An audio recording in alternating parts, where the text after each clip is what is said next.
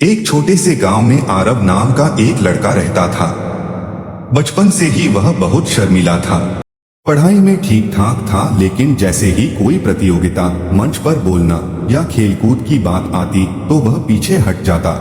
उसके मन में हमेशा यही डर रहता था कि अगर मैं असफल हो गया तो लोग हंसेंगे, क्या सोचेंगे।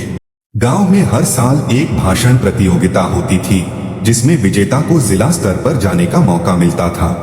इस बार उसके शिक्षक ने कहा, आरव, इस बार तुम प्रतियोगिता में हिस्सा लोगे। आरव डर गया और बोला, नहीं सर, मुझसे नहीं होगा। मैं मंच पर जाते ही कांपने लगूंगा। शिक्षक मुस्कुराए और बोले, बेटा, जीत हार बाद की बात है।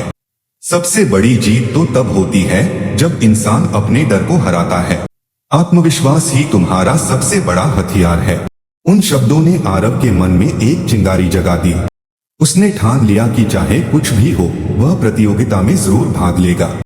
आरव ने रोज आईने के सामने खड़े होकर बोलने की प्रैक्टिस शुरू की। शुरू में आवाज कांपती थी, पसीना आता था, लेकिन धीरे धीरे उसका डर कम होने लगा। हर दिन उसका आत्मविश्वास बढ़ता गया। प्रतियोगिता का दिन आया। मंच पर पहुंचते ही उसके हाथ फिर से कांपे, लेकिन तभी उसे अपने शिक्षक की बातें याद आईं, आत्मविश्वास ही तुम्हारा असली साथी है। उसने गहरी सांस ली और बोलना शुरू किया। शुरुआत धीमी थी, लेकिन कुछ ही मिनटों में उसकी आवाज मजबूत और स्पष्ट हो गई। पूरा हाल उसकी बातों से गूंज उठा। जब भाषण खत्म हुआ तो तालियों की गड़गड़ाहट से हॉल भर गया। आरव ने न केवल प्रतियोगिता जीती, बल्कि अपने डर पर भी जीत हासिल की। उस दिन उसने समझ लिया कि सफलता पाने के लिए सबसे जरूरी चीज टैलेंट नहीं, बल्कि आत्मविश्वास है।